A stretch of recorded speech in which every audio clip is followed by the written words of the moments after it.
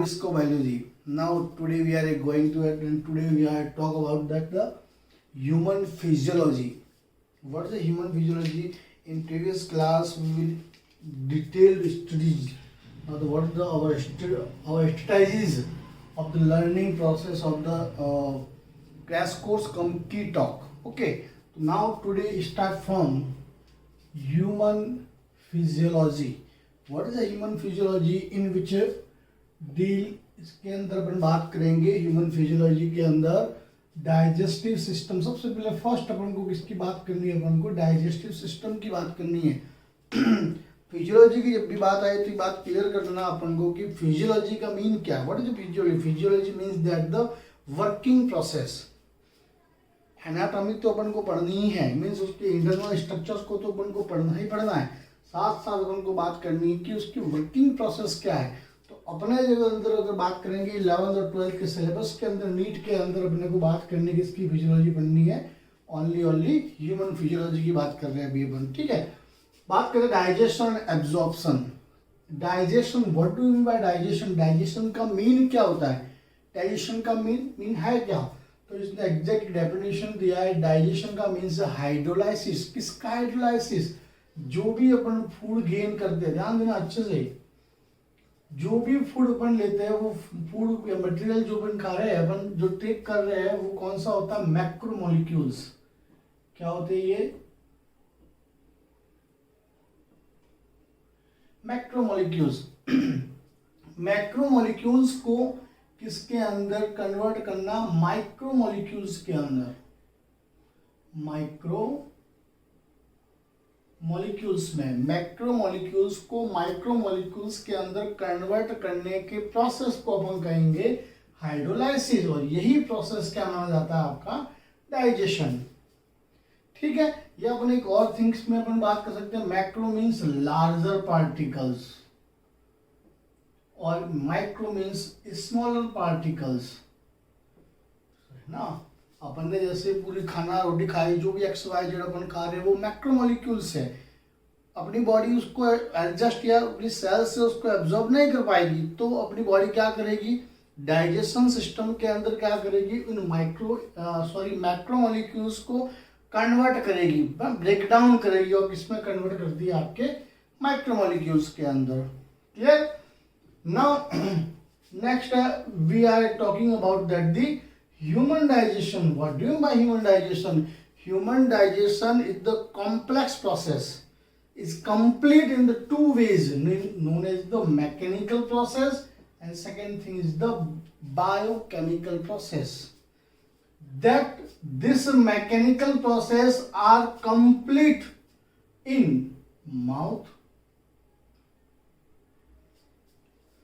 अपन जब भी खाना खाते हैं तो अपने जो टीथ है ना, ये क्या करते हैं? कोई स्वयं करते हैं, चबाने का काम करते हैं, ताकि कि जो भी आपके मैक्रोमोलिक्यूल्स आपने खाना खाया है वो एग्जैक्टली क्या हो जाए? आपके स्मॉलर पार्टिकल्स के अंदर, स्मॉलर टुकड़ों के अंदर टूट जाए। तो मैकेनिकल प्रोसेस कहाँ होता है? आपके माउथ के अंदर। और बायोकेमिकल प्रोसेस है जिसके अंदर एंजाइम्स मिलेंगे आपके, और एंजाइम्स मिलके इन मैक्रोमोलिक्यूल्स को माइक्रोमोलिक्यूल्स के अंदर कन्वर्ट किया जाएगा। तो ये प्रोसेस कहाँ होता है? Mouth plus stomach and intestine, ये प्रोसेस सारा इसके अंदर होता है। तो केवल मैकेनिकल प्रोसेस कहाँ हो रहा है?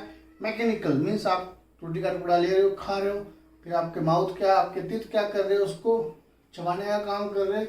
तो मीन्स माउथ में मैकेनिकल प्रोसेस हो रहा है, और माउथ से ही आपकी सैलिवरी ग्लैंड प्रेजेंस है। पढ़ेंगे आगे सैलिवरी ग्लैंड प्रेजेंस है। दिस सैलिवरी ग्लैंड्स आर की, है ना, इनका मेन जो काम है ना, जो की फंक्शन है, वो की फंक्शन कौन सा है?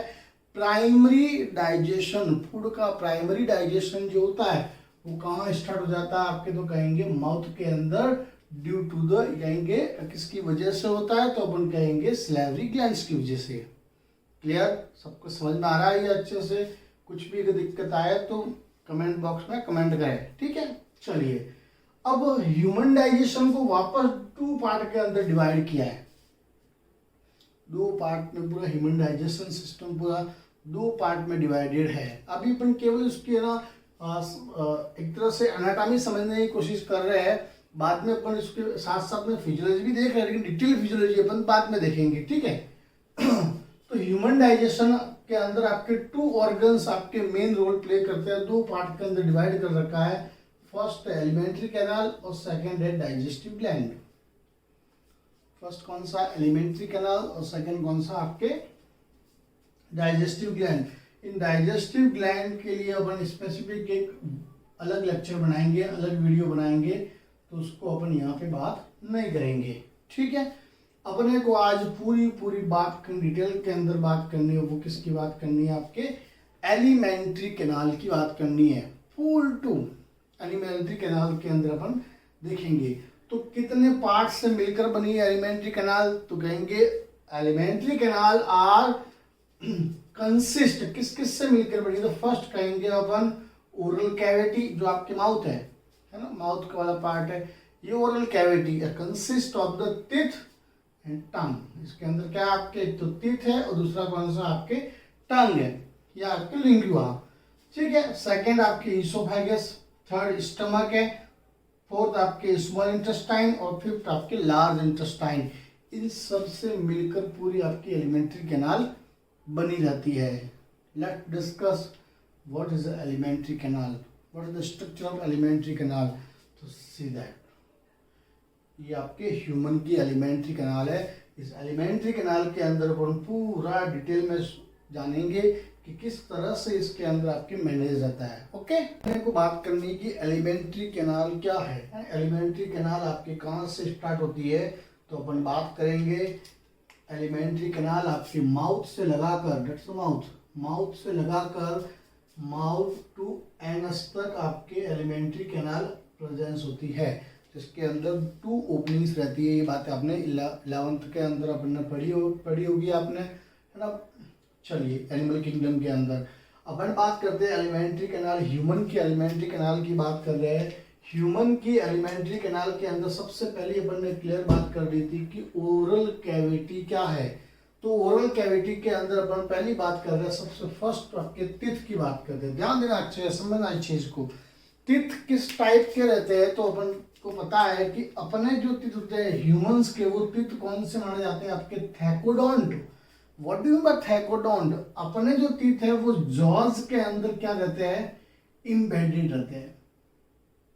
जॉज के अंदर धसे रहते हैं, ऊपर नीचे का जॉज के जो जॉज है अपने, उसके अंदर इम्बेडेड रहते हैं।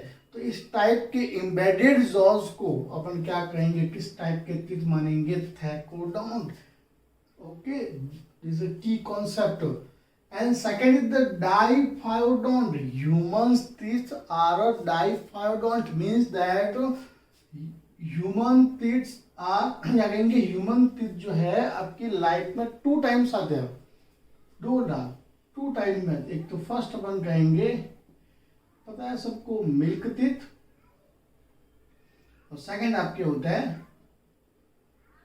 Permanent teeth. जो मिल्क टीथ रहते हैं, जैसे ही आएंगे, आने के बाद में एक अप्रोक्सीमेटली एज रहती है आपके 8 to 10 ईयर, 8 to 12 ईयर, है ना। इस एज के अंदर आपके ये टूट जाते हैं and then convert into the and new. जैसे ये टूट गिरते हैं तो आपके न्यू कंजेंट के अंदर ये कहेंगे नए फॉर्मेशंस करते हैं, वो टीथ आपके परमानेंट कहलाए जाते हैं। और ये इनके नंबर टोटल कितने होते हैं आपके 32। ये 32 कैसे है, तो अपन बात करते हैं डेंटल फॉर्मूला के अंदर। डेंटल फॉर्मूला क्या कहा जाता है आपके, अगर बात करें अपन ह्यूमन के डेंटल फॉर्मूला की बात करें, तो आई का मतलब होता है इंसीजर्स, है ना। सी का मतलब कैनाइंस, ध्यान देना। टीएम का मतलब प्रीमोलर्स, और इसका मतलब मोलर्स, ठीक है। ये किस तरह से मैनेज रहते हैं, मैं आपको एक डायग्राम बना के बताता हूँ। सपोज कीजिए ये आपका एक जॉज है, ठीक है, समझना। ये अपर लोअर जो भी आप समझे, एक अपर जो होता है, एक लोअर जॉज होता है। मैं एक एग्जांपल दे रहा हूँ। सपोज आप कीजिए लोअर जॉज की बात कर रहे हैं अपन, किसकी बात कर रहे हैं, लोअर जॉज की बात कर रहे हैं। यहां से मैं अगर इसको मैनेज करूं, दो पार्ट में डिवाइड कर दिया आपने। अपर जॉस को भी लेफ्ट और राइट के अंदर मैंने डिवाइड कर दिया, लेफ्ट और राइट। इंसीजर्स होते हैं, इंसीजर्स की बात करें, इंसीजर्स कितने रहेंगे तो 2 इंसीजर्स होते हैं, एक यहाँ पे एक यहाँ पे, 2 क्या रहेंगे आपके इंसीजर्स। फिर एक कैनाइन जो चीता के अंदर जो है ना, अब हम एग्जैक्टली बात करेंगे, कार्निवोरस एनिमल्स होते हैं। कार्निवोरस नाम क्यों पड़ा उनका, कैनाइन, कैनाइन सुनो, अपने अंदर भी कैनाइंस है एक ये है ना। तो कैनाइंस कितने होते हैं अपने अंदर, सिंगल। तो एक लंबा सा ऐसा कैनाइंस प्रेजेंस होता है। जो वैम्पायर्स के क्या, वैम्पायर देखे होंगे आपके, वैम्पायर्स के लंबे दांत निकलते हैं आगे से, है ना। फिर प्रीमोलर्स की बात करें अपन तो इनके नंबर्स भी कितने होते हैं आपके 2, जो अपन कहेंगे जो दाढ़ बोलते हैं ना आप, यही। तो ये प्रीमोलर्स 1 2 ओके 2 एंड मोलर्स आपके कितने प्रेजेंस होते हैं 3, 1 2 एंड 3। कितने नंबर्स हो गए देखिए मेरा, 1 2 3 4 5 6 7 8, लेफ्ट में 8, same things opposite right side 8, total कितना हो गया लोअर जोस के अंदर 16। और इसी तरह से देखे तो लोअर का उसके बाद में आपके अपर की बात करेंगे तो अपर में भी कितने सेम रहेंगे, तो आपके 16 मल्टीप्लाई 2 टोटल 32। तो फॉर्मूला क्या बना, फॉर्मूला क्या बना अपर और लोअर्स का, तो अपन बात करेंगे देखिए 2 1 2 3 2 1 2 3 and 2 1 2 3, that is the dental formula of the human teeth। कभी भी आपको बात की जाए कि ह्यूमन टीथ का डेंटल फॉर्मूला कितना है तो 2 1 2 3 upon 2 1 2 3, that is the dental formula of the human teeth की बात की अपन ने, ठीक है। सेकेंड थिंग्स बात करते हैं अपन टंग, जो लिंगुआ कहते हैं, जो बड़ी टंग है, ये जो बाहर अपना टंग दिख रही है, टंग पीछे जाके कनेक्टेड है, जहां से जिस बेस से जाके कनेक्टेड है उसको अपन कहेंगे फ्रेन्युलम। याद रखना ये की पॉइंट है, किससे कनेक्टेड है आगे जाके, ये फ्रेन्युलम से कनेक्टेड है। किससे कनेक्टेड है, ये फ्रेन्युलम से। अब इस पूरे अगर टंग के ऊपर बात करें तो बहुत सारे छोटे छोटे पेपिलीज होते हैं। ये टंग है, पीछे से आपसे कनेक्टेड है, उसको अपन ने नाम दे दिया फ्रेन्युलम, और उसके ऊपर बहुत सारे क्या प्रेजेंस होते हैं आपके पेपिलीज होते हैं। और इसी पेपिलीज के ऊपर, इसकी सरफेस के ऊपर क्या प्रेजेंस होता है आपके टेस्ट बर्ड, जिस वजह से आपको टेस्ट का पता चलता है कि आपको आप कौन सा खा रहे हो कौन सा नहीं खा रहे हो। यहाँ तक कि सब कुछ अच्छा नहीं अच्छा लगता, अंदर जाके सब कुछ एक हो जाता है। तो टेस्ट का पता करने के लिए टेस्ट बर्ड प्रेजेंस होता है किसके ऊपर, आपके पेपिलीज के ऊपर। तो अपन ने ये जो सारी बातें की, वो किसकी बात की, अपन ने बकल कैविटी के अंदर किस किस की बात की है, तो अपन कहेंगे बकल कैविटी या ओरल कैविटी, एक ही बात है, कंफ्यूज मत होना। ओरल कैविटी में टीथ की बात की, टंग की बात की। इसके अलावा जब भी कोई फूड आप इंटेक करते हो तो सीधा फूड आपके बकल कैविटी में पहुंचता है, और बकल कैविटी में पहुंचते ही सीधा डाइजेशन स्टार्ट हो जाता है। मैंने पहले ही कहा था मैकेनिकल प्रोसेस माउथ करता है, लेकिन डाइजेशन जो कहेंगे बायोकेमिकल प्रोसेस है, वो कहाँ कहाँ होता है, माउथ, स्टमक और इंटेस्टाइन के अंदर हो रहा है। तो मीन्स क्या हुआ, जैसे अपन ने खाने को लिया सीधा डाइजेशन स्टार्ट। तो डाइजेशन कौन कर रहा है, लार ग्रंथि, आपने नाम सुना होगा, स्लेवरी ग्लैंड्स कर रही है। कौन कर रही है, salivary gland. There are 3 types, 3 salivary glands है। फर्स्ट है पैरोटाइड ग्लैंड्स, सेकंड है सबलिंगुअल ग्लैंड्स, और थर्ड है आपके सब मैक्सिलरी ग्लैंड। सबसे बड़ी ग्लैंड जो होती है वो कौन सी होती है, पैरोटाइड ग्लैंड, और इसी से मोस्ट ऑफ सिक्रेशंस या मोस्ट ऑफ सलाइवा प्रोड्यूस होता है इससे। और तो अपन कहेंगे जो प्राइमरी, अपन डाइजेशन में पढ़ेंगे कौन से एंजाइम रिलीज करते हैं, वो बात की बात है अपन, है। जब एंजाइम की बात करेंगे तो अपन अभी केवल अपन एक स्ट्रक्चर को समझने की कोशिश कर रहे हैं। तो यहाँ से अपन ने कौन सा आपके क्या रिलीज करता है, ये सब आपके बकल कैविटीज के अंदर क्या रिलीज करता है, सलाइवा। और यही सलाइवा आपके क्या करता है, फूड का डाइजेशन, जो प्राइमरी डाइजेशन है वो कहाँ होना स्टार्ट हो जाता है, इस बकल कैविटीज के अंदर। ओके, नेक्स्ट बात करते हैं अपन, जैसे एक तो आपका नॉस्ट्रिल है और सेकेंड आपके माउथ है। नॉस्ट्रिल और माउथ दोनों के दोनों आपके बकल कैविटी में ओपन होते हैं। पीछे जाकर एक कॉमन पाथवे के अंदर आपके खुलते हैं। इस कॉमन पाथवे का नाम है फेरिंग्स। ध्यान देना, फेरिंग्स एक कॉमन पाथवे है। आपके नोस्ट्रिल और ये बक्कल कैविटी का माउथ और नोस्ट्रिल दोनों आगे जाके पीछे जाके कॉमन पाथवे के अंदर खुलते हैं। वो कॉमन पाथवे कौन सा, तो नाम देंगे अपन फेरिंग्स।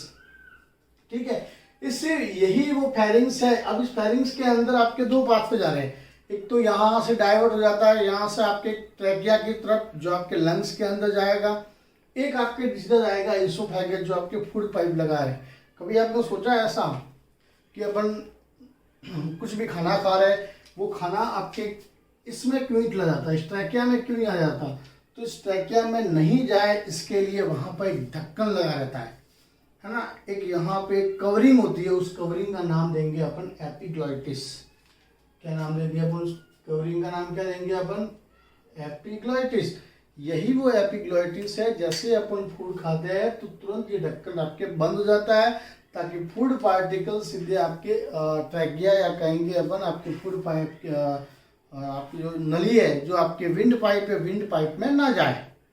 लेकिन कभी कभार कंडीशन ये भी प्रोड्यूस होती है, देखा होगा आपने, कभी खाना खाते हैं तो तुरंत पीछे से कोई एकदम मार लेता है, जल्दी जल्दी में खाते हैं तो आपको हिचकियाँ आनी स्टार्ट हो जाती है। हिचकियाँ आती क्यों है, कौन रिस्पॉन्सिबल है इसके लिए? बिल्कुल यहाँ पर रिस्पॉन्सिबल है कि जैसे आपने ये फूड लिया यहाँ से, और ये फूड अगर बहुत जल्दी जल्दी खा रहे हो तो यहाँ तो जा ही रहा है, लेकिन कभी कभार जल्दबाजी में इसमें भी आपके एंट्री कर लेते हैं छोटे से पार्टिकल, तो तुरंत आपको हिचकी आनी स्टार्ट हो जाती है। फिर पानी वानी पीते हो आप, जो भी है ना, तो जब भी हिचकी आए समझ जाना कि छोटे को फूड पार्टिकल्स आपके किसके अंदर एंट्री कर गए, आपके विंड पाइप के अंदर।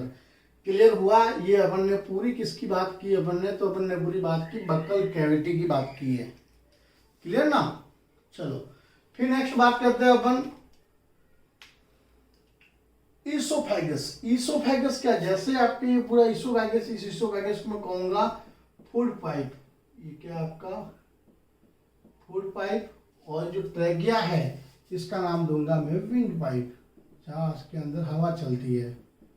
अभी इसकी अपन बात नहीं करनी है, क्योंकि ये तो आगे जाके कहाँ लंग्स के अंदर खुलेगा, तो अपने को यहाँ पे डाइजेशन की बात करनी है। लेकिन केवल अपन बात किसकी करेंगे, यहाँ पे अपन डाइजेशन की बात कर रहे हैं, तो अपन को इसकी बात नहीं करके आगे इसकी बात करते हैं अपन। ठीक है, oesophagus. Oesophagus is the muscular organ, long tube like structure है ना। एपिथेलियम सेल्स इसके अंदर आपके प्रेजेंस होती है, एपिथेलियम की लेयर होती है। इस वजह से इसके अंदर आपके जैसे खाना आता है तो आप बढ़ता जाता है।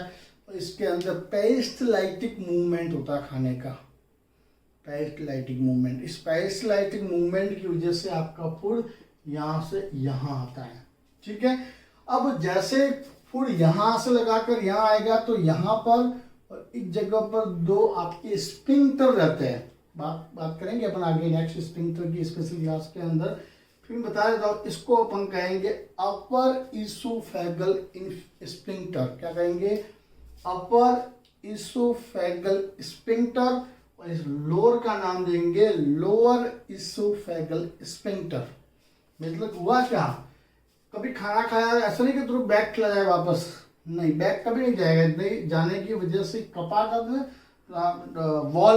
वॉल्व लाइक स्ट्रक्चर के आपके स्फिंक्टर प्रेजेंस होते हैं। ये स्फिंक्टर से आपके सीधा फूड कहाँ आपके एंट्री करता है, आपके स्टमक के अंदर। और मैक्सिमम फूड का जो आपके डाइजेशन होना है वो किस जगह होगा, तो अपन का आपका बात करेंगे अपन इस स्टमक पोर्शन के अंदर। तो स्टमक आपके 4 पार्ट के अंदर डिवाइडेड है। जब भी आपका फूड जाएगा पहले फर्स्ट आएगा तो किस पार्ट में आता है, तो कार्डियक पार्ट में आता है। किस पार्ट में आता है? कार्डियक पार्ट में। द स्टमक है वो 4 पार्ट।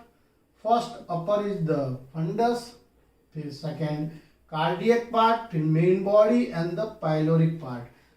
पढ़ेंगे आगे किस तरह से इसके अंदर डाइजेशन होता है, कौन कौन रोल प्ले करता है, क्या सीक्रेशंस होते हैं इसके अंदर, है ना। इसके भी गैस्ट्रिक जूस का सीक्रेशंस होता है, कौन रोल प्ले करता है मेन, ये सब अपन को नेक्स्ट क्लास के अंदर बात करनी है। ठीक है, फिर यहाँ से जो आगे फूड जाता है वो सीधा आपके किसके अंदर, डुडेनम के अंदर।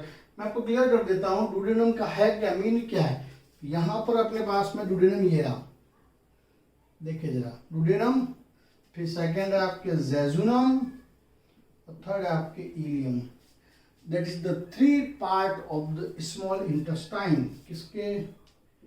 ड्यूडेनम, जेजुनम और इलियम, DJI। ये तीनों किसके पार्ट है? स्मॉल इंटेस्टाइन के थ्री पार्ट है। ठीक है, तो जैसे फूड आपके कहाँ एंट्री करेगा? आपके स्मॉल इंटेस्टाइन, यहाँ से स्टार्ट हो जाती है। तो स्मॉल इंटेस्टाइन में एंट्री करने पर यहाँ पर भी एक आपके स्फिंक्टर रहेगा, जो क्या नाम देता है? Pyloric sphincter. क्या नाम देंगे इसको अपन? पाइलोरिक स्फिंक्टर, ताकि फूड वापस यहाँ से बैक ना आए। ठीक है, यहाँ आते आते फूड आपकी एक तरह से स्लरी बन जाती है। ठीक है ना। अब ये पूरा जूस है जो भी स्लरी बनी है वो सीधा इसके थ्रू इसमें आपके ओपन होता है, डुडेनम के अंदर ओपन होता है। डुडेनम को ओपन होने की जस्ट पीछे की साइड में, या कहेंगे जहां से ओपन हो रहा है वहां पे एक स्फिंक्टर है। उस स्फिंक्टर का नाम क्या? आपके पाइलोरिक स्फिंक्टर, ताकि कि फूड आपके बैक ना जाए। क्लियर? चलिए फिर नेक्स्ट बात करते हैं। फूड जैसे ही आगे बढ़ता है, आगे बढ़ते से पहले यहाँ पर आपके जूसेस को मिला दिया जाता है।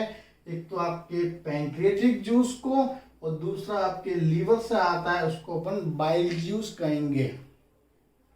पैंक्रियास से आने वाला पैंक्रियाटिक जूस, आपके लीवर से आने वाला आपके बाइल जूस। ठीक है, तो ये दोनों यहाँ से आपके इधर से, एक तो आपके अपर साइड से आ रहा है, एक लोअर साइड, दोनों आके, तो दोनों किस तरह से आएंगे? तो अपन पहले लीवर की बात करते हैं। तो लीवर के अंदर अपन देखें एग्जैक्टली दो मेजर पार्ट से मिलकर बना, एक तो आपका लेफ्ट और राइट लोब है। ये दोनों लोब आपस के अंदर कनेक्टेड है। ये कनेक्शन एक लिगामेंट के थ्रू हो रहा है। उस लिगामेंट का नाम क्या है? फैल्सीफॉर्म लिगामेंट। ये फैल्सीफॉर्म लिगामेंट दोनों मींस लीवर के दोनों पार्ट को क्या कर रहा है? जोड़ने का काम कर रहा है। ठीक है, दोनों लिगामेंट से two tubes are emerge out, known is the bile duct.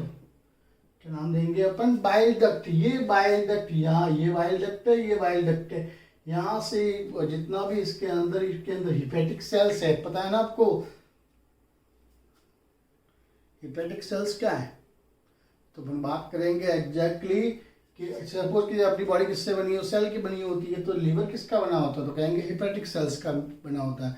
तो हिपेटिक सेल से आपके जो भी जूस रिलीज होगा, जो बाइल जूस रिलीज होगा, वो बाइल डक्ट के थ्रू आगे बढ़ेगा। लेकिन कुछ आपके स्टोर होता है किसके अंदर? आपके गॉल ब्लैडर के अंदर। ठीक है, जैसे जरूरत रहती है देन यूज, हाँ, बाद में यूज होता रहता है। नेक्स्ट, जब ये दोनों बाइल डक्ट आपस में मिलती है तब इसका नाम दे देते हैं अपन हेपेटिक डक्ट। दोनों बाइल डक्ट देखिए आप यहाँ पे, दोनों बाइल डक्ट आपके जुड़ी, तो नाम क्या दे दिया अपन ने? Hepatic duct. ये हेपेटिक डक्ट यहाँ से आगे बढ़ी और यहाँ से कौन सी? पैंक्रियाटिक डक्ट आई। हेपेटिक डक्ट और पैंक्रियाटिक डक्ट क्या नाम हो गया उसका? हिपेटो पैंक्रियाटिक डक्ट, या कहेंगे जहां मिल रही है, जहां पर ये डोडेनम के अंदर ओपन होगी, उस पार्ट का नाम देंगे अपन हिपेटो पैंक्रियाटिक एम्पुला। क्लियर हुआ? चलिए नाउ नेक्स्ट फर्दर आगे जैसे ही आपके अब देखिए ये कौन सा डोडेनम का पार्ट सीधा किसके अंदर खुलता है? नेक्स्ट आपके एलिमेंट्री कैनाल के सेकेंड पार्ट जेजुनम के अंदर खुलता है। इस जेजुनम के अंदर एब्जॉर्प्शन जितना भी होना वो पूरा हो जाता है आपके। ठीक है, पूरा इसके अंदर एब्जॉर्प्शन होने के बाद में अब जो इलियम से वापस स्टार्ट होता है। अब इलियम से सीधा स्टार्ट हो गया आपके लार्ज इंटेस्टाइन। अब इस लार्ज इंटेस्टाइन का मेजर काम क्या होता है? एब्जॉर्प्शन। वैसे इंटेस्टाइन का मेजर काम ही होता है एब्जॉर्प्शन, लेकिन पता होना चाहिए कि स्मॉल इंटेस्टाइन में किसका एब्जॉर्प्शन होता है और लार्ज इंटेस्टाइन में किसका। तो जो आपने फूड लिया है, फूड है, जो फूड के पार्टिकल्स है, जो फूड के पार्टिकल्स आपके गए, ग्लूकोज का, जितने भी मिनरल्स हैं, उन सब का आपके यहाँ पे होगा एब्जॉर्प्शन, और यहाँ पे किसका एब्जॉर्प्शन होगा? वाटर का एब्जॉर्प्शन। इन दोनों का काम ही क्या? एब्जॉर्प्शन करना। और बाद में जो मटेरियल बचेगा वो बाद में आपके असेंडिंग ट्रांसफर और आपके डिसेंडिंग लूप के होते हुए रेक्टम एनल एनस के थ्रू उसको अपन क्या कर देते हैं? डिस्चार्ज कर देते हैं। ठीक है, तो ये पूरी एलिमेंट्री कैनाल का स्ट्रक्चर कैसा होता है, क्या इसके अंदर मेन पॉइंट अपन ने पूरी बात करने की कोशिश की है। फिर भी कोई रह गया तो मुझे कमेंट बॉक्स के अंदर कमेंट करें, है ना। ना, तो ये अपन ने पूरा बात की कि क्या है डाइजेशन एब्जॉर्प्शन के अंदर। ठीक है, कल अपन नेक्स्ट जो भी नेक्स्ट वीडियो बनाएंगे उस वीडियो के अंदर हम बात करेंगे डाइजेस्टिव ग्लैंड्स की बात। डाइजेस्टिव ग्लैंड किसकी बात करेंगे अपन? डाइजेस्टिव ग्लैंड्स की बात। Digestive gland clear? Human being, human के पूरे एलिमेंट्री कैनाल अपन ने बात की थी पिछली क्लास के अंदर। आज अपन नेक्स्ट बात कर रहे हैं डाइजेस्टिव ग्लैंड्स कौन कौन सी रहती है जो डाइजेशन के अंदर आपके हेल्प करती है। ओके, तो वन बाय वन अपन थोड़ा देखते हैं इनको। चले, सबसे फर्स्ट अपन बात करें एग्जैक्टली तो बात करेंगे अपन salivary gland. It's very very important. It is the primary digestive system, it is the primary digestive organ. Okay, तो ये 3 पेयर प्रेजेंस होती है आपके माउथ के अंदर। मैंने पहले भी बात की, बकल कैविटी के अंदर प्रेजेंस रहती है और ये 3 पेयर के अंदर प्रेजेंस रहती है। एक पेयर आपके छिप के यहाँ रहता है, ईयर के बिल्कुल अंदर साइड में। ठीक है, सेकंड आपके जॉज के वहाँ रहता है, लोअर जॉज के यहाँ रहता है, और थर्ड आपके रहता है जो अपन कहेंगे टंग के बिल्कुल नीचे वाले पोर्शन पे। तो बात करें एग्जैक्टली पैरोटाइड ग्लैंड, पैरोटाइड ग्लैंड कहाँ प्रेजेंस होती है? छिप के अंदर, यहाँ और यहाँ पे। ठीक है, सबसे बिगेस्ट ग्लैंड यही है, अपन ने पहले भी कहा था। तो मैक्सिमम जो स्लाइवा प्रोड्यूस करता है वो कौन सा? आपके पैरोटाइड ग्लैंड। नेक्स्ट है सब मैक्सिलरी या सब मैंडिबुलर भी कह सकते हैं। ये कहाँ प्रेजेंस होती है? लोअर जॉज, ये लोअर जॉज के यहाँ पे प्रेजेंस होती है। ठीक है ना। फिर आपके सब लिंगुअल जॉ जो कहाँ प्रेजेंस होती है? बिल्कुल टंग के बिल्कुल नीचे की साइड के अंदर आपके प्रेजेंस होती है। वो कौन सी? सब लिंगुअल। इन तीनों ग्लैंड से, ध्यान सुनना, इन तीनों ही ग्लैंड से जो सिक्रेशंस होता है उस सिक्रेशंस को अपन कहते हैं स्लाइवा। क्लियर हुआ? स्लाइवा कहेंगे। ये स्लाइवा का किस किस से मिलकर बना है तो अपन को क्लियर होना चाहिए। स्लाइवा में क्या क्या रहता है? वाटर प्रेजेंस होता है, म्यूकस रहता है, स्लाइवरी इमाइलेज रहता है और बाइकार्बोनेट रहता है। सबसे इंपॉर्टेंट थिंग्स अपन को इसमें समझने वाली है वो कौन सी है? देखिए इधर अच्छे से, जो स्लाइवरी इमाइलेज है, इंपॉर्टेंट स्लाइवरी इमाइलेज है, सबसे पहले फर्स्ट जो स्टार्च को ग्लूकोज के अंदर कन्वर्ट करता है। ये जो भी आप स्टार्च खा ले रहे हैं उसको ग्लूकोज में कन्वर्ट करने का काम है ना, ग्लूकोज के अंदर कन्वर्ट करने का काम सबसे फर्स्ट जो एंजाइम होता है वो कौन करता है? आपके स्लाइवरी इमाइलेज, या इसको टाइलिन भी कह सकते हैं। तो इसको अपन एग्जैक्टली जो स्लाइवा के अंदर जो मेन जो की एंजाइम होता है वो मेन की एंजाइम कौन सा माना जाता है? आपके स्लाइवरी इमाइलेज। ठीक है, साथ साथ में आपके बाइकार्बोनेट्स आयंस भी प्रोड्यूस होते हैं। ये बाइकार्बोनेट आयंस क्या करते हैं कि जो गैस्ट्रिक जूस है, gastric juice means that the acidic होता है। गैस्ट्रिक जूस कैसा रहता है? एसिडिक रहता है। इस एसिडिक को क्या करना? न्यूट्रलाइज करने का काम करता है। न्यूट्रलाइज करने का काम बाइकार्बोनेट्स आयंस करते हैं। जो क्या आपकी जो एसिडिक कंडीशंस रहेगी, जो भी आपके है, जितनी भी आपकी एलिमेंट्री कैनाल के अंदर जितनी भी एसिडिक कंडीशंस है उसको न्यूट्रलाइज करने का काम कौन करता है? ये आपके बाइकार्बोनेट्स आयंस। तो ये अपन ने बात की किसके बारे में? About the salivary glands. Now next gland is the liver. Liver is the biggest glands of the body. सबसे बॉडी की सबसे बड़ी ग्लैंड्स मानी जाती है ये। और वेट देखा जाए तो कितना होता है कि यंग एडल्ट के अंदर मांगे तो कितना 1.2 to 1.5 किलोग्राम। ये पूरा लीवर जो होता है, लीवर अपन ने कहा था पहले भी, है ना, ये लीवर होता है। पूरा लीवर बहुत सारे आपके लोब से मिलकर बना होता है। बहुत सारे लोब से, ऐसे बहुत सारे लोब्स होते हैं। इन लोब्स के अंदर बहुत सारी सेल्स होती है, उन सेल्स का नाम है हिपैटिक सेल्स।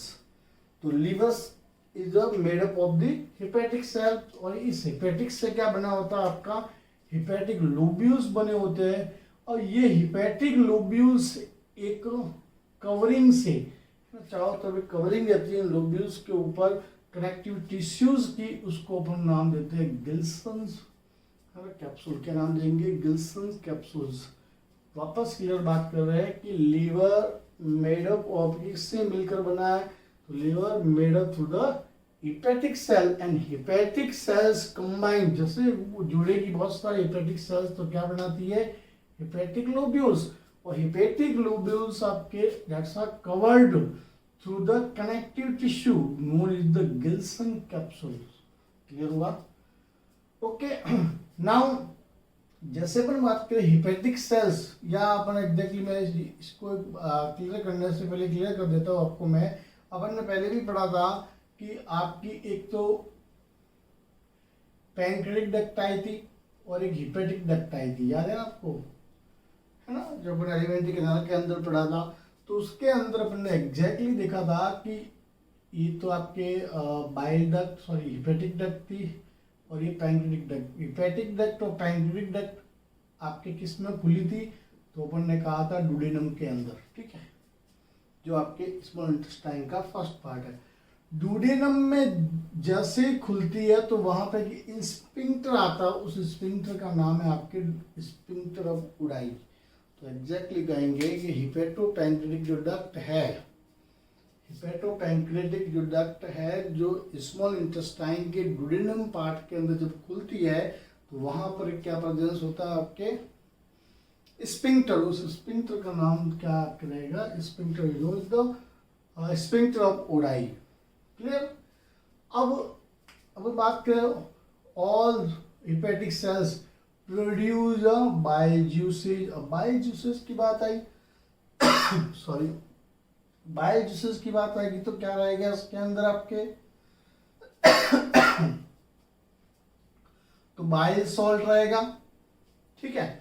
इसके अलावा बाइल सॉल्ट है क्या, क्या करता है, क्या है, तो ये हाइड्रेशन करता है। जो इमल्सिफाइड फैट है उसका हाइड्रेशन करने का काम कौन करेगा आपके एग्जैक्टली, तो अपन कहेंगे आपके कौन करेगा, बाइल सॉल्ट करेगा। और तीसरा आपके जो दूसरा आपके कौन सा प्रोडक्ट आपके बाइल जूस में होता है उसका नाम है बाइकार्बोनेट, जो सेम काम करता है जो ये वाला, ठीक है ना, जो एसिडिक को आपके न्यूट्रलाइज करने का काम करता है। चले सेकेंड ग्लैंड की बात करें अपन, pancreas. Pancreas is the mixed gland भी कह सकते हैं अपन इसको। क्यों मिक्स्ड ग्लैंड कहेंगे, इसके अंदर दोनों पार्ट होते हैं, एक्सोक्राइन सिस्टम भी होता है, एंडोक्राइन सिस्टम भी होता है। और पता होना चाहिए कि एक्सोक्राइन का मतलब जिसमें एंजाइम रिलीज होते हैं, एंडोक्राइन मतलब जिसमें हार्मोन रिलीज होते हैं। मतलब ये हार्मोन किसमें, ब्लड स्ट्रीम में रिलीज होंगे, बट ये ब्लड स्ट्रीम में नहीं होते हैं, है ना, ध्यान देना अच्छे से। तो एंडोक्राइन का मीन्स क्या, जब इसमें हार्मोन रिलीज होते हो, एक्सोक्राइन मतलब एंजाइम रिलीज होते हो। तो इसमें दो पार्ट ना, पैंक्रियाज के अंदर इसको मिक्स ग्लैंड भी बोलते हैं क्योंकि इसके अंदर दो पार्ट होते हैं, है ना। तो पहली बात करते हैं अपने यहाँ पे यूज में आ रहा है वो ये वाला है, सॉरी ये वाला पढ़ना है अपन को, ये अपन पढ़ेंगे जब अपन ग्लैंड्स के बारे में डिटेल में देखेंगे अपन, ठीक है, केमिकल कोऑर्डिनेशन के अंदर पढ़ेंगे। तो एक्सोक्राइन के अंदर एंजाइम कौन कौन से तो कहेंगे, एल्केलाइन पैंक्रेटिक जूस। अब इस एल्केलाइन पैंक्रेटिक जूस जो आपकी रिलीज हुआ है ना, जो पैंक्रियास से, उसमें क्या क्या है तो कहेंगे इंपॉर्टेंट सबसे पहले लाइपेज है, और मैक्सिमम मैं कहूँ अगर ना तो 70 to 80% जो डाइजेशन है वो कौन करता है, आपके लाइपेज एंजाइम करता है। जो बिगर पार्टिकल्स होते हैं फूड के, उनको तोड़ने का काम कौन करेगा, आपके ये लाइपेज मींस लिपिड को आपके एग्जैक्टली कौन करेगा, आपके लिपिड को, ठीक है। इसके अलावा इसमें भी आपके बाइकार्बोनेट आयन होते हैं, उसका भी सेम थिंग्स सेम फंक्शन क्या है, आपके एसिडिक कंडीशन को न्यूट्रलाइज करना। क्लियर हुआ ना। चलिए फिर बात करते हैं अपन बर्नर्स ग्लैंड्स। ये बर्नर्स ग्लैंड्स कहाँ प्रेजेंस होती है तो ये पता होना चाहिए अपने को। Brunner's gland presence, Brunner's gland का अलग अलग डिफरेंट नेम से भी जानी जाती है। First is the tubulo alveolar, है ना। सेकेंड सब म्यूकोसल, क्योंकि म्यूकोसा के अंदर प्रेजेंस है इसलिए अलग अलग नाम से जानी जाती है। और ये प्रेजेंस का होती है आपके डुडेनम के अंदर, क्या क्या रिलीज होता है इससे। तो फर्स्ट है बाइकार्बोनेट आयन, फंक्शन पता है अपने को, ठीक है। इसके अलावा एल्केलाइन ग्लूकोप्रोटीन्स आपके रिलीज होते हैं, जो क्या काम करते हैं, जो काइम है एसिडिक, जो आपके जैसे बनता है गैस्ट्रिक जूस के थ्रू, जो स्टमक के अंदर रिएक्शंस होने के थ्रू जो प्रोडक्ट बनेगा उसको हम काइम कहते हैं, जो एसिडिक होता है उसको न्यूट्रलाइज करने का काम कौन करता है, एल्केलाइन ग्लाइकोप्रोटीन्स, ठीक है। तो इस तरह से अपन ने 4 मेजर ग्लैंड्स अपन ने पढ़ी जो बहुत की रोल प्ले करती है डाइजेशन के अंदर। बट एक बात आपने कॉमन इसमें नोट की, कॉमन बात नोट की, देखें इसमें बाइकार्बोनेट, इसमें भी बाइकार्बोनेट, इसमें बाइकार्बोनेट, इसमें भी बाइकार्बोनेट, मतलब पूरी बॉडी के अंदर माउथ से लगाकर पूरे आपके स्मॉल इंटेस्टाइन तक जितना भी आपके एसिडिक पार्ट है, उस एसिडिक पार्ट को न्यूट्रलाइज करना, चाहे माउथ से लगा के आपके बकल कैविटी से स्टार्ट हुआ हो, वहाँ से लगाकर पूरा आपके स्मॉल इंटेस्टाइन से, आपके है ना, बात करें अपन इंटेस्टाइन से, तो पूरा का पूरा अगर न्यूट्रलाइज करने का काम है तो कौन करता है? आपके बाइकार्बोनेट्स आयंस करते हैं। तो ये आपको पता होना चाहिए। इसके अलावा आपकी बॉडी के अंदर कुछ ऐसे भी ऑर्गन्स है या आपकी बॉडी के अंदर कुछ ऐसी भी सेल्स है जो सिक्रेटरी सेल्स है। एक बात मैं क्लियर कर देता हूँ कि जितनी भी सेल्स के अंदर सिक्रेशंस होता है, मतलब कोई भी सेल्स हो आपकी बॉडी की, that's work as the gland. कोई भी सेल्स हो आपकी बॉडी की, कोई भी सेल्स हो, अगर वहां से कोई ना कोई प्रोडक्ट प्रोड्यूस या सीक्रेट हो रहा है, अगर उसको बंसी का नाम देंगे ग्लैंड्स। तो यहाँ पे कुछ आपके एक्स्ट्रा जो आपके डाइजेशन के अंदर हेल्प करती है, वो कौन कौन से ऐसे आपके अदर ऑर्गन्स सिक्रेटरी सेल्स के फॉर्म में फंक्शन करते हैं। तो फर्स्ट हम बात करते हैं किसकी? आपके स्टमक के अंदर जो स्टमक का आपका जो म्यूकोसा है, स्टमक की जो वॉल है, मैं आपको बता दूं ये ऐसा है ना, ये जो स्टमक की वॉल है, इस स्टमक की वॉल से भी आप, ये स्टमक की वॉल को अपन ने स्टमक म्यूकोसा कहा है, तो स्टमक की वॉल से भी आपकी क्या प्रोड्यूस होता है? आपके एग्जैक्टली बात करें तो अपन कुछ ना कुछ आपके कहेंगे सिक्रेटरी या सिक्रेशंस होता है। वो सिक्रेशंस क्या है? तो बात करते हैं एग्जैक्टली अपन। फर्स्ट सिक्रेशंस होता है, इसको नाम दे दिया HCl। HCl क्या करता है कि जो कीजिए अपन ने फूड लिया, टेक किया, फूड खाने के बाद में कुछ माइक्रोब्स है जो फूड के साथ में गए, अपन ने हाथ में जो माइक्रोब्स गिर गए, उन छोटे छोटे माइक्रोब्स को डिस्ट्रॉय करने का काम कौन करता है? आपके ये HCl करता है। ठीक है, माइक्रोब डिस्ट्रॉय करने का काम, माइक्रोब्स को मारने का काम करता है, डिस्ट्रॉय करने का काम करता है। फिर पेप्सिनोजेंस इसी से रिलीज होता है, ये आपके इसकी वॉल से रिलीज होता है, बट ये इनएक्टिव फॉर्म में होता है। ठीक है, ध्यान देना, इनएक्टिव फॉर्म में होता है। बाद में इसका एक्टिव फॉर्म जो है, एक्टिव फॉर्म कौन सा? आपका पेप्सिन। और यही वो पेप्सिन है जो आपको प्रोटीन को किस में कन्वर्ट करता है? पेप्टाइड में। तो कहने का मतलब प्रोटीन को डाइजेस्ट करने वाला एंजाइम कौन सा है? पेप्सिन। बट ये नेचर के अंदर कहेंगे तो ये इनएक्टिव फॉर्म में रहता है, जैसे नाम दे दिया पेप्सिनोजन। तो एक एसिडिक कंडीशन आती है तब जाके ये पेप्सिनोजन किस में कन्वर्ट होता है? पेप्सिन में। और यही पेप्सिन फिर प्रोटीन को किस में कन्वर्ट करता है? पेप्टाइड्स के अंदर। यहाँ पे तो आपके डाइजेशन प्रोटीन का हुआ, अपन ने यहाँ पढ़ा था पेंक्रियाज में, यहाँ पे डाइजेशन किसका हुआ? लिपिड का हुआ। अपन जो मैक्सिमम आप जो फूड लेते हो, मेजर दो ही आप है ना मैक्रोमोलिक्यूल्स, एक तो पेप्टाइड्स या कहेंगे प्रोटीन वाला, एक आपके लिपिड वाला। ठीक है, थर्ड है म्यूकस। म्यूकस भी इसी से रिलीज होता है, इन्हीं सेल्स की वजह से। क्या जरूरत होती है?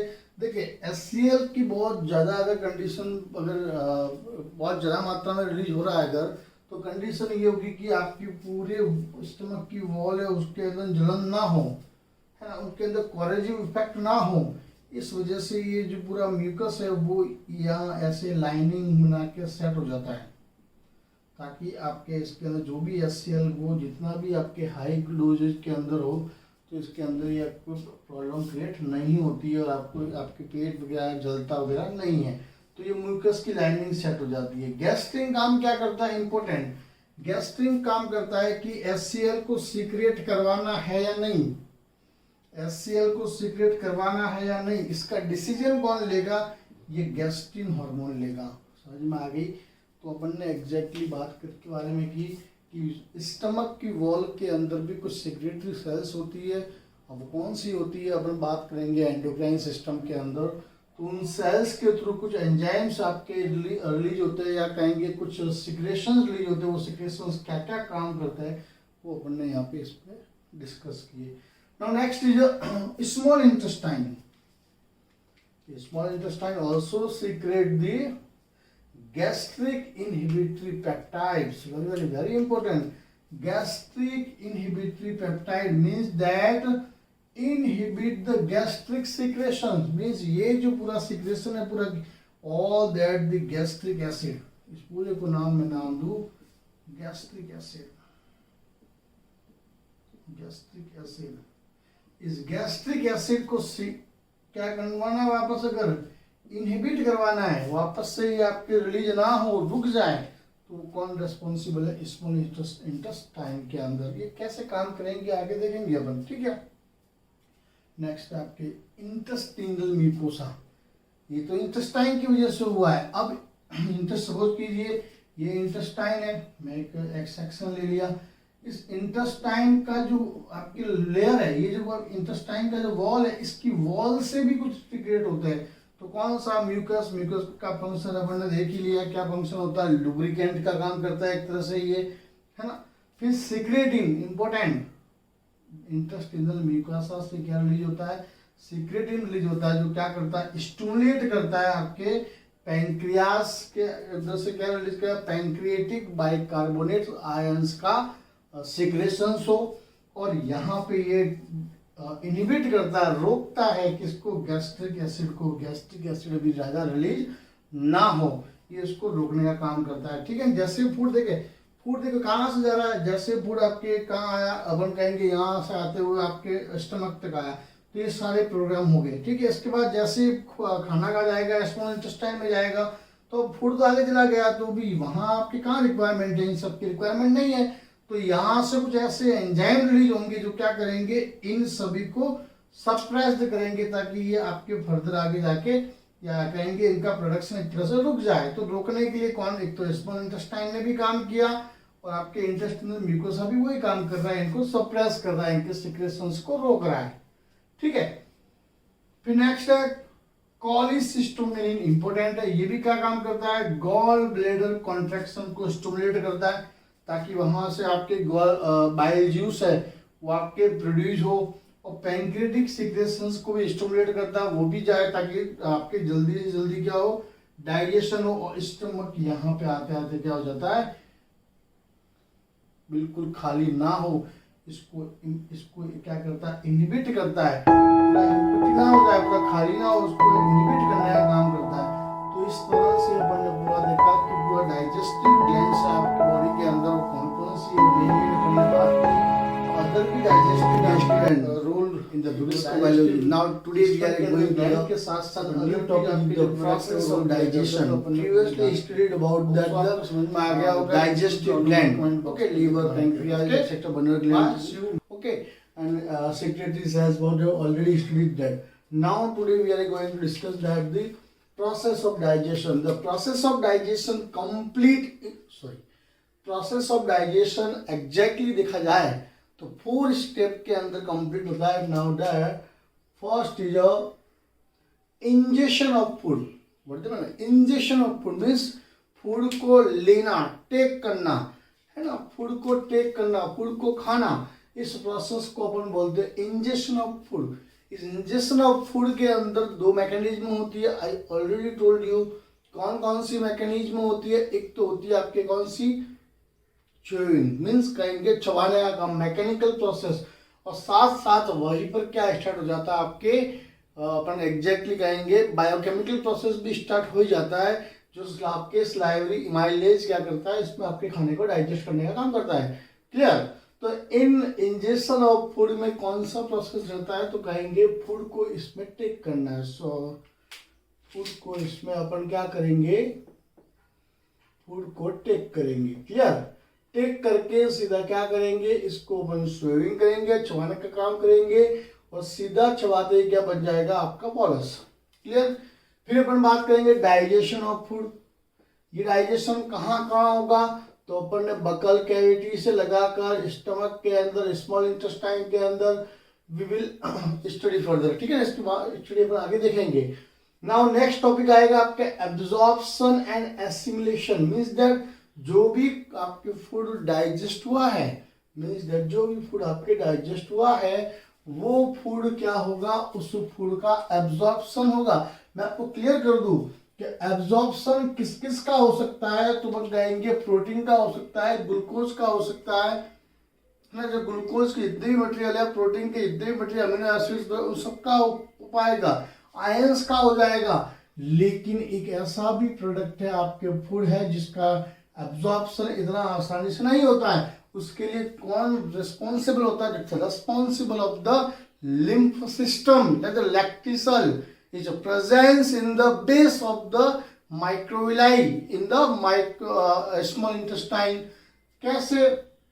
तो वापस क्लियर कर रहा हूं कि एब्जॉर्प्शन जो है वो किस किस का हो सकता है, ग्लूकोज का हो सकता है, प्रोटीन सॉरी अमीनो एसिड का हो सकता है, आयंस का हो सकता है, ठीक है। लेकिन अगर बात करें assimilation of food, assimilation exactly किसके लिए वर्ड यूज हुआ है, तो कहेंगे फैट या कहेंगे लिपिड के लिए।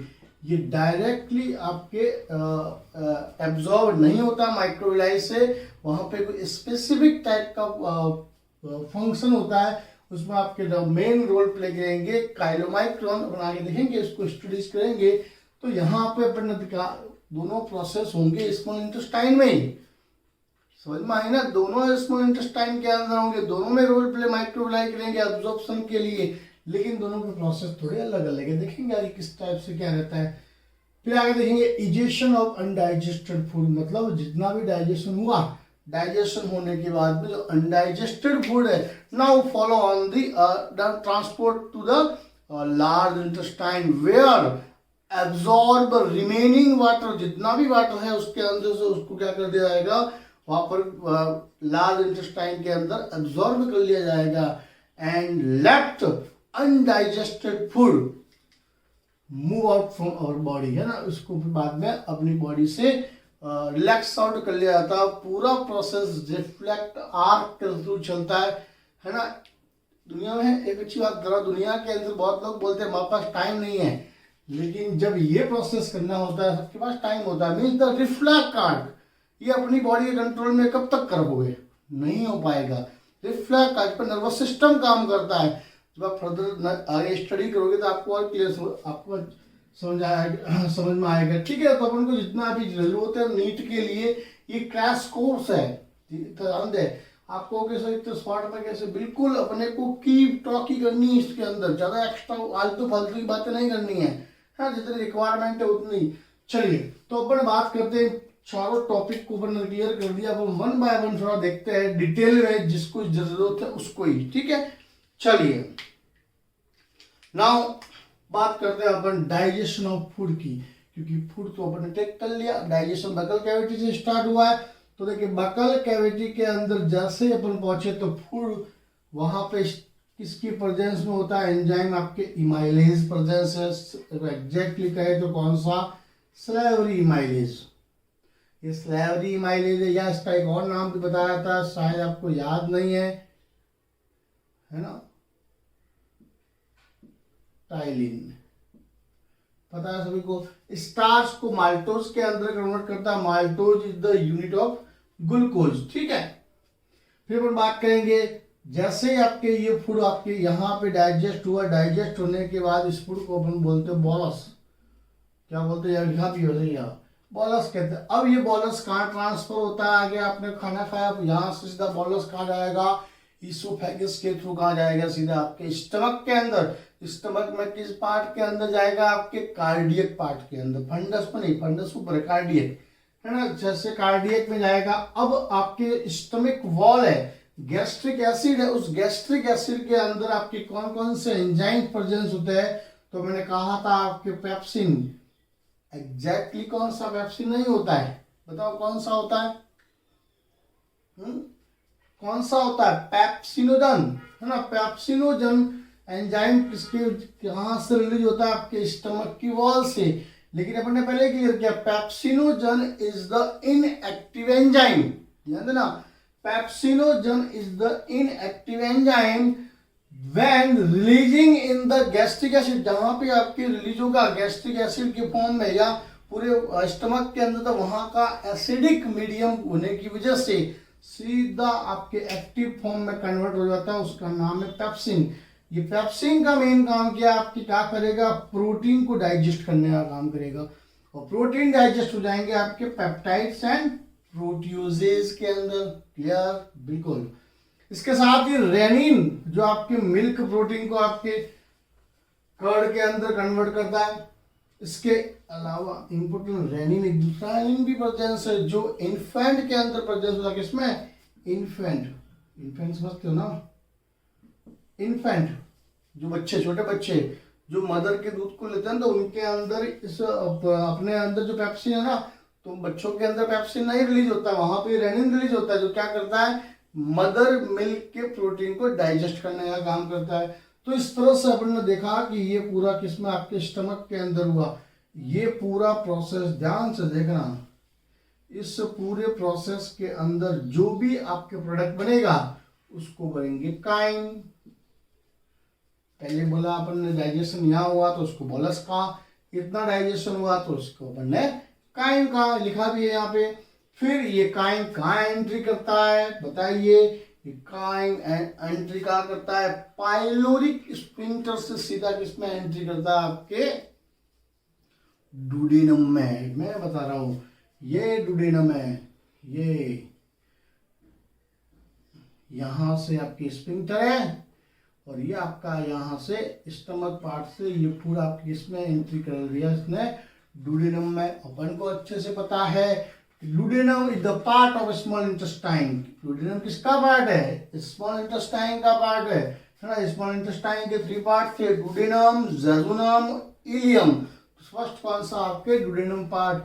अपन ने पहले भी क्लियर कहा था कि sphincter of Oddi, sphincter of Oddi याद करो, sphincter of Oddi, sphincter of Oddi. ये आपके यहाँ पे क्या था? ये पैंक्रियाज है, यहाँ से ये लीवर से, तो यहाँ पे पैंक्रेटिक बाइल जूस आ रहा है या पैंक्रेटिक जूस आ रहा है, ये दोनों मिलकर आपके किसमें? डुडेनम के अंदर ओपन होते हैं। मीन मैक्सिमम, ध्यान देना, मैक्सिमम जो फूड का डाइजेशन है वो कहाँ होना? आपके स्मॉल इंटेस्टाइन में या कहेंगे डुडेनम के अंदर। देखते हैं पैंक्रिक को कौन रेस्पॉन्सिबल है? पैंक्रियाज और लीवर मैक्सिमम आपके फूड का डाइजेशन करेंगे। कैसे करते हो देखे।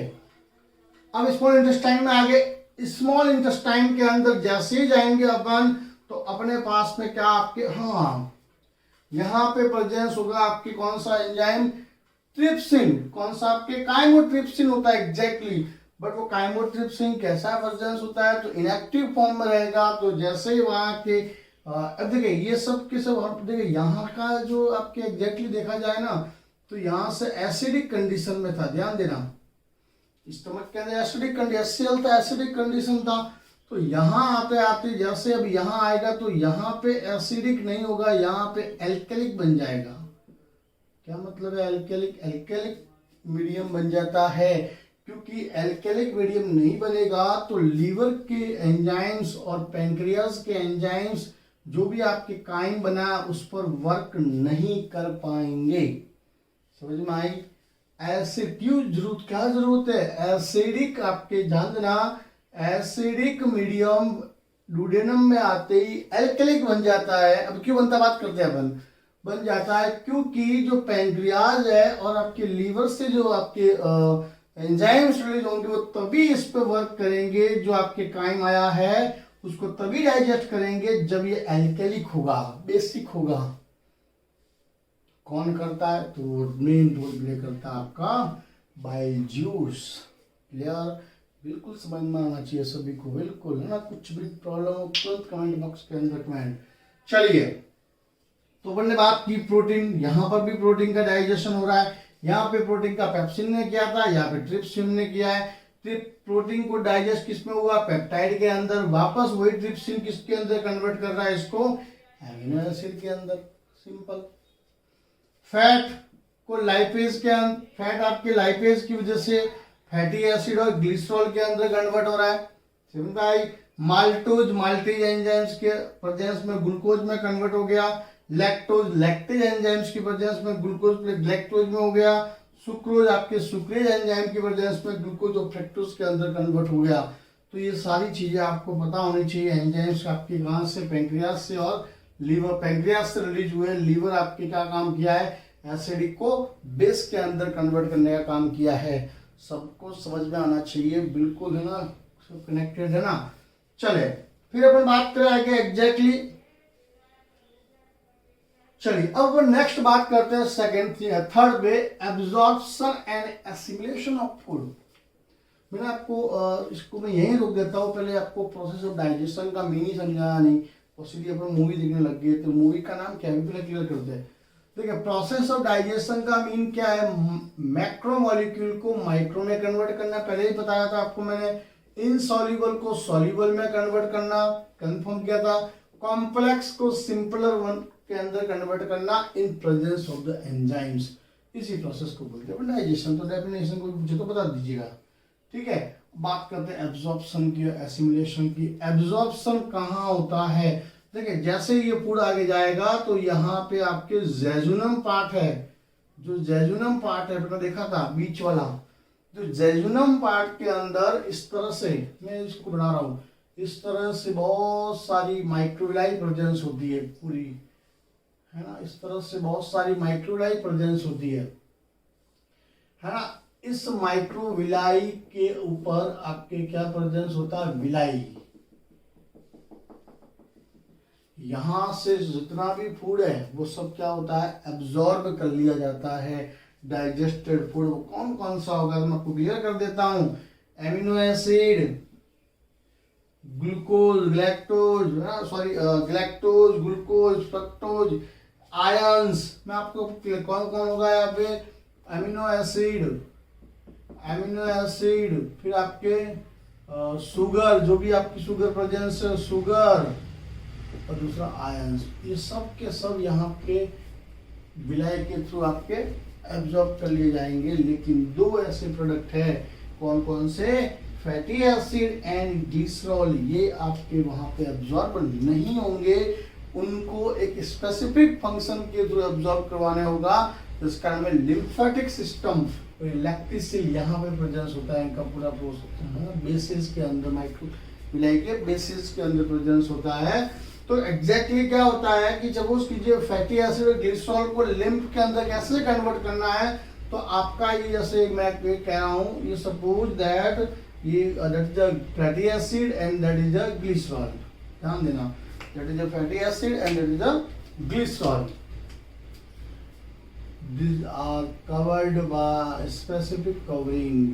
इस कवरिंग को अपन कहेंगे, जो एग्जैक्टली अपन कहे, इस कवरिंग को अपन नाम दे दिया, या फिर एक ऊपर कवर बन जाता है, इस को अपन कहेंगे काइलोमाइक्रोन, कहेंगे काइलोमाइक्रोन। ये काइलोमाइक्रोन क्या करते हैं, लिम्फ वेसल्स के अंदर ट्रांसफर हो जाते हैं। केवल आपके अपन कहेंगे exactly fatty acid and glycerol direct lymph के वेसल में ट्रांसफर नहीं होते, उनको ट्रांसफर करने के लिए स्पेसिफिक शेप देना होता है।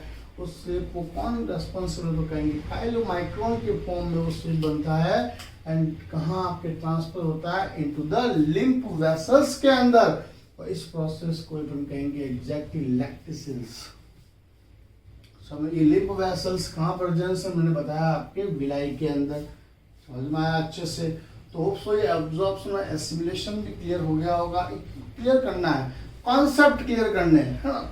चले बाद में बात करते हैं अपन कैलोरीफिक फ्यूल वैल्यू, मतलब कि एग्जैक्टली कहा जाए कि एक स्पेसिफिक टाइम के अंदर कोई भी फ्यूल हो, वो 1 किलोग्राम के अंदर कितनी हीट प्रोड्यूस कर रहा है ना, कितनी हीट प्रोड्यूस कर रहा है। जितनी ज्यादा हीट प्रोड्यूस करेगा उसका कैलोरीफिक वैल्यू ज्यादा होगा, है ना। तो इसके ये इसको किससे नापते हैं अपन देखा है ना, इसको किससे मेजर करते हैं, तो कहेंगे बॉम्ब कैलोरीमीटर से। इसकी यूनिट क्या है, तो किलो जूल पर किलोग्राम, ठीक है। अभी तो दिखा डेफिनेशन भी दिया, देखो, heat produce on complete combustion of 1 kg of fuel, मतलब जो ज्यादा हीट प्रोड्यूस करता है 1 kg के, जो जितनी ज्यादा आपके हीट प्रोड्यूस करता है, कंप्लीट कंबशन। ज्यादा प्रोड्यूस कब होगी, जब कंप्लीट कंबशन होगा, ठीक है। जैसा कोई एक वैल्यू दे रखी है, यही एग्जाम के अंदर पूछते हैं, इंपॉर्टेंट है। कार्बोहाइड्रेट की कितनी होती है, 4.7 किलो कैलोरी, फैट की कितनी होती है, 9.45 किलो कैलोरी, एंड प्रोटीन की 4.64 किलो कैलोरी, ठीक है। तो इस तरह से अपन ने पूरे प्रोसेस ऑफ डाइजेशन को पढ़ा। इसमें एंजाइम्स की क्या क्या मेन रोल प्ले करता है, एंजाइम्स को भी देखा। आपको समझ में आया होगा, कुछ भी प्रॉब्लम हो तो मुझे शेयर करें। In the comment box. Okay, bye, take care, मिलते हैं नेक्स्ट क्लास के अंदर।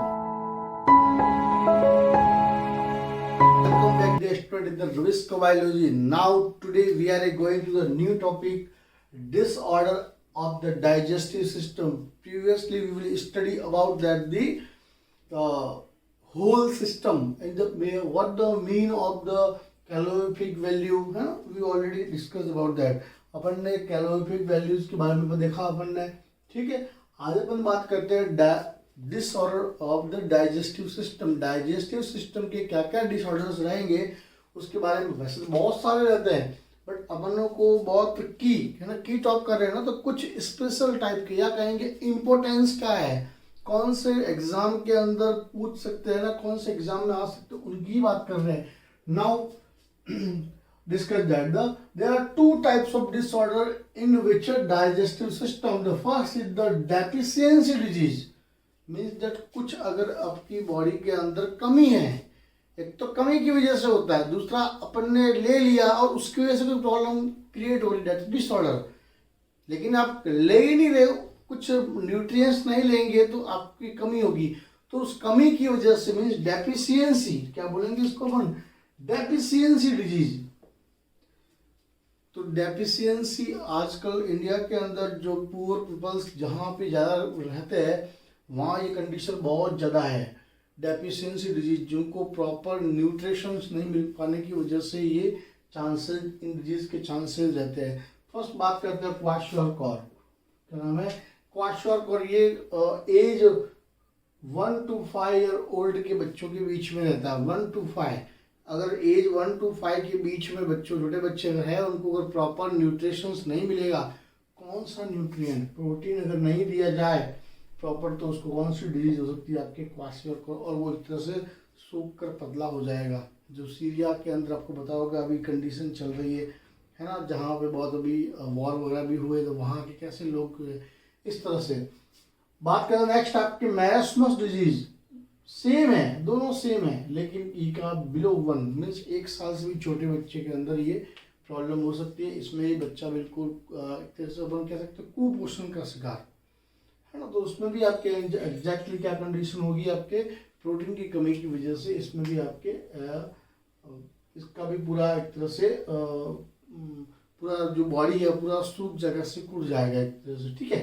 तो ये बिलो 1 है ना, 1 ईयर से नीचे, ये आपके 1 to 5 ईयर ओल्ड के बच्चे के अंदर देखा जाता है, और दोनों किसके अंदर आपके प्रोटीन की कमी की वजह से होती है। नाउ नेक्स्ट है नाइट ब्लाइंडनेस। नाइट ब्लाइंडनेस तो रात को दिखता नहीं है, रात को दिखता नहीं है, मतलब सीधी सी बात है, आइज के अंदर कौन सा विटामिन होता है, विटामिन ए। जब तक विटामिन ए नहीं होगा तब तक आपके कॉन सेल्स और आपके रॉड सेल्स काम नहीं कर पाएगी प्रॉपर, है ना, विजिबिलिटी नहीं होगी, मसल्स प्रॉपर आपके सर्कुलर मसल्स वगैरह आपके प्रॉपर काम नहीं कर पाएगी, और इस वजह से ये कौन सी किसकी वजह से होता है, तो कहेंगे विटामिन ए।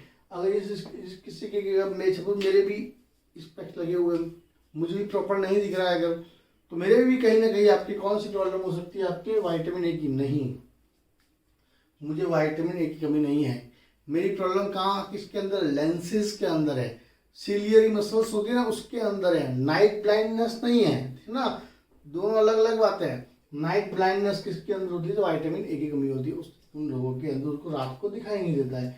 फिर बेरी डिजीज एक तरह से बहुत 2 टाइप्स की रहती है। बेरी डिजीज के अंदर पूरी बॉडी के अंदर थकान हो जाती है आपके, है ना, पूरे स्वेलिंग हो जाती है पैर के अंदर वगैरह, किसकी वजह से होती है, तो कहेंगे विटामिन B1 या थाइयामाइन भी कह सकते हैं अपन। डर्मेटाइटिस, एग्जैक्टली देखा जाए डर्मेटाइटिस का स्किन डिजीज की बात करें, डर्मल मतलब स्किन डिजीज की बात करें, लेकिन स्किन डिजीज अपन को बताया कि स्किन डिजीज किसके थ्रू होती है, स्प्रेडिंग थ्रू द फंजाई। लेकिन यहाँ पे देखो फंजाई अब एक तरह से अपन कहेंगे ऑर्गेनिज्म की इचिंग वगैरह आपकी होती है ना, तो इस तरह से अपन कहेंगे डर्मिस जो आपके स्किन डिजीज है, इचिंग वगैरह होना, वो सब कौन रिस्पॉन्सिबल है, उसके लिए आपके बात करेंगे अपन फंजाई। लेकिन एक ऐसा भी है जो आपके डेफिशिएंसी की वजह से भी हो सकता है, तो उसका नाम विटामिन B2 या कहेंगे रेबोफ्लेविन या विटामिन G भी नाम देते हैं, जो आपके डर्मेटिस करता है, जो आपके इचिंग वगैरह प्रॉब्लम कॉज करता है, स्किन को खराब करता है। स्कर्वी अभी बहुत इंपॉर्टेंट है, ये बहुत लोगों के अंदर भी पेंडेमिक टाइम के अंदर चल रही है, कोरोना काल के अंदर, है ना, तो प्रॉपर न्यूट्रिशन नहीं लेने से, विटामिन सी, एस्कॉर्बिक एसिड नहीं लोगे तब आपके ये प्रॉब्लम आपके हो सकती है स्कर्वी। ठीक है, चलिए, तो ये अपन ने देखा डेफिशिएंसी डिजीज। डेफिशिएंसी मतलब कमी, किसी न किसी चीज की कमी, है ना। तो ये ऐसे तो बहुत सारा विटामिन होते हैं, बट अपन ने बात की केवल इम्पोर्टेंट जो ज्यादा मैक्सिमम क्वेश्चन पूछे जाते हैं इसकी बात की। ठीक है, बात करते हैं अपन डाइजेस्टिव डिसऑर्डर। खाना खा लिया, उसके बाद में भी प्रॉपर एक्सरसाइज प्रॉपर मेंटेन नहीं है आपकी बॉडी के अंदर न्यूट्रिएंट्स का लेवल, तो उससे भी प्रॉब्लम क्रिएट हो सकती है। सबसे पहले फर्स्ट है हार्ट बर्न। कभी कभी लगता है आपको खाना खाते हैं तो बिल्कुल जब बोलते जल रहा है यहाँ पे, तो जलता क्यों है? जब बहुत ज़्यादा एसिड हाई हो जाता है तो वो हाई एसिड हाई क्या करता है, वो बैक मारता है ना। वो बैक क्यों मारता है? तो लिखा है इसमें by the faulty stomach muscles. आपकी जो स्टमक मसल्स है उसको प्रॉपर डाइजेस्ट नहीं कर पा रही है, मसल्स वीक है, मसल्स के अंदर कुछ प्रॉब्लम्स आ रही है, मसल्स अपना काम नहीं कर पा रही है। तो उस कंडीशंस के अंदर क्या होगा, आपके जो भी एसिडिटी रहेगी, एसिड रहेगा, वो बैक मारने लगेगा और फिर आपको ऐसा लगता है कि जल रहा है। हार्ट हार्ट नहीं जलता है, जलता है एक्चुअली आपका फूड पाइप ही है। ओके, फिर नेक्स्ट है वॉमिटिंग। वॉमिटिंग होना एक तरह से पूरा अपने कंट्रोल में तो है ही है, लेकिन मैक्सिमम जो उसका कंट्रोलिंग होता है वो होता है आपके मेडुला के अंदर जो ब्रेन का पार्ट है, आपको पता होगा सभी को, है ना। ब्रेन का पार्ट जो वॉमिट सेंटर होता है मेडुला, वहां से पूरा सेंटरिंग होता है। सपोज कीजिए आपको वॉमिट करनी है तो आपको पहले अपने आप को मैनेज करना, तैयार करना पड़ेगा कि हाँ मैं वॉमिटिंग करना चाह रहा हूँ। मतलब आपने मैसेज ब्रेन को दिए, ब्रेन ने मेडुला को दिए, मेडुला को तुरंत आपको सेंसेशन हुआ और वॉमिट। ये सब कुछ सोचने पे होता है।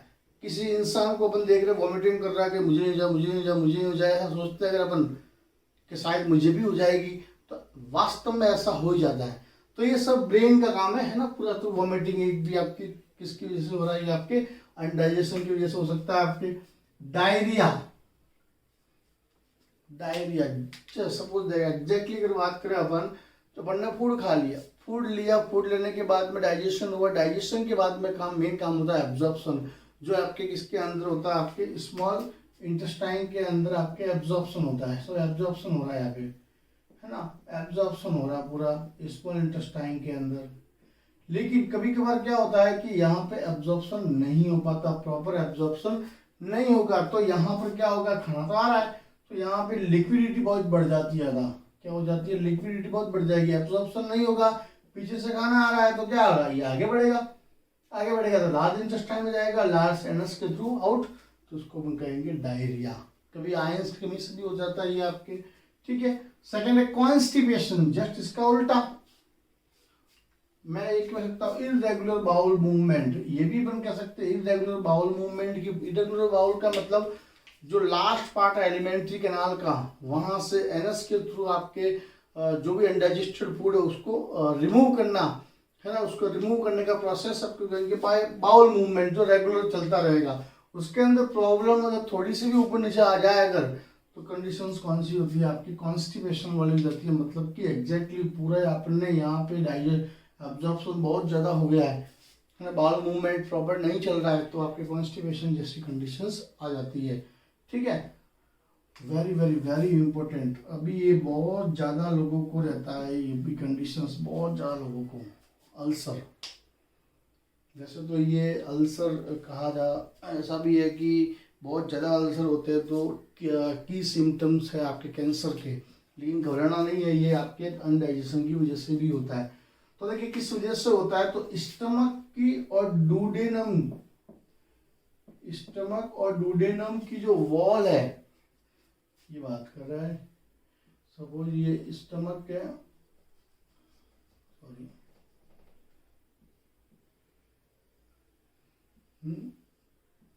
ये स्टमक है और ये डुडेनम है।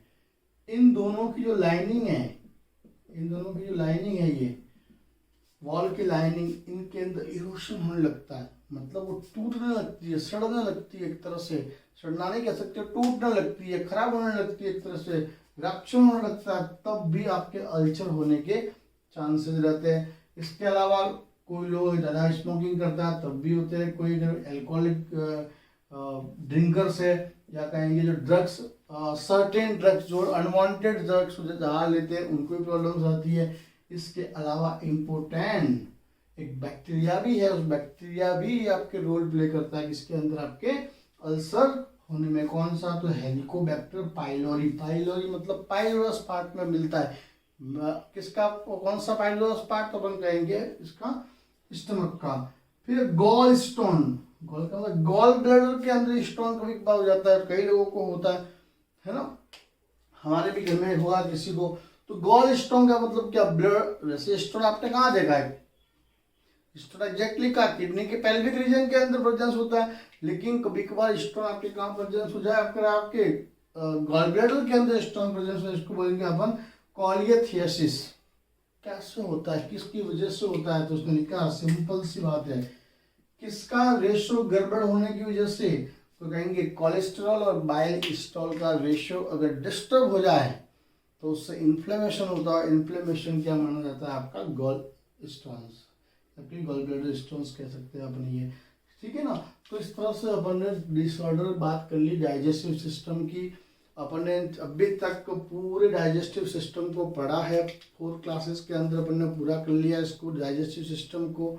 होप सो आपको पूरा समझ में आ गया होगा। कभी कुछ भी दिक्कत है तो कमेंट बॉक्स के अंदर कमेंट करके बताएं मुझे, और कुछ प्रॉब्लम आ रही है, मैंने कुछ यहाँ पे छोड़ रखा है तो उसके बारे में मुझे क्लियर करें। नाउ नेक्स्ट अपन नेक्स्ट क्लास के अंदर पढ़ेंगे अपन रेस्पिरेशन के बारे में, गैसेज एक्सचेंज कैसे रहती है।